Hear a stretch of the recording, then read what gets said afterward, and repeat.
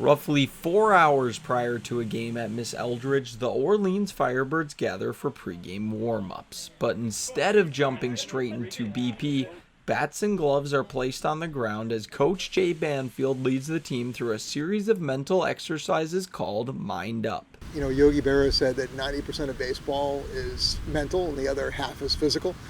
And so, you know, the math is not quite right, but the idea is correct in that, you know, the game is a hugely mental one. Manager of the Firebirds, Kelly Nicholson, first carved out the time, and Banfield ran with it when he was named the team's mental skills coach in 2019. My job is to give them tools, and so lay out a bunch of tools for them to pick and choose, because they have to be critical consumers. And, you know, they're going to be their coach, right? They're their best coach, and they're always going to be there. And so they can't rely on someone over the years. They have to rely on themselves.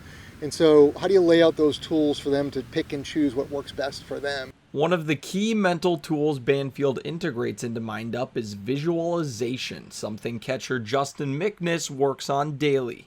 So I pictured myself getting into the box, stepping into the box, and then picturing trying to get as much as possible. So the crowd noise, maybe the trees in the background, or the way the pitcher looked, the motion he had. And then just seeing the pitch, seeing the seams, and that's just kind of what it is. And then you obviously visualize it and swing at it. The core of athletic performance to me is about belief and confidence. And when you have those two things, then you can execute with conviction. Sports is all about having conviction. And if you do things halfway, you don't do them well. And so how do you build confidence, and how do you build your belief in your abilities so you can go then execute with conviction? For McNiss, Mind Up felt natural, but for others such as right-hander Nick Wallerstadt, the pregame ritual was a bit of an adjustment. I'm not gonna lie, we're all just laying down in a circle, just breathing. It's kind of I guess you could say a nap time when you're younger. But now it's actually really helped. We've had different techniques to either calm yourself or get you kind of going before you pitch. So I definitely use all of them. Well, actually, I use a couple of them to help me either get going, or if I need to slow down, if I'm going too fast, then to slow down, take a deeper breath, and relax a little bit more. The Arizona State Sun Devil currently holds a .87 ERA in 10 1/3 pitched.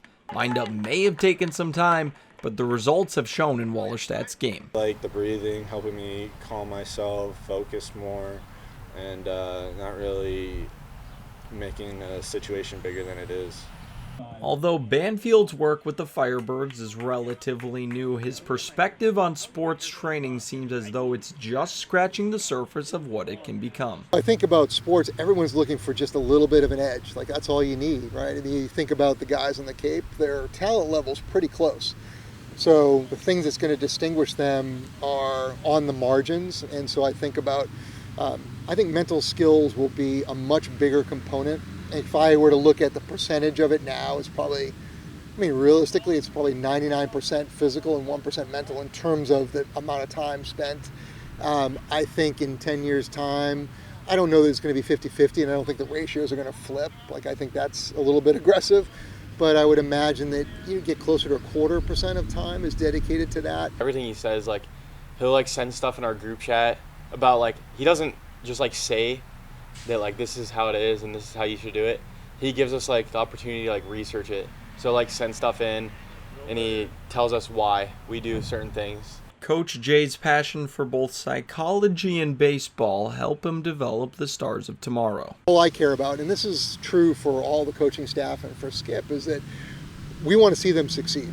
We want them to go to pro ball. We want them to make the majors. We want them to make a career based on their skills and their abilities, and our job is to provide them those tools. And so, I have no vested interest other than to give them what they can use to then help their careers go forward and be a resource to them.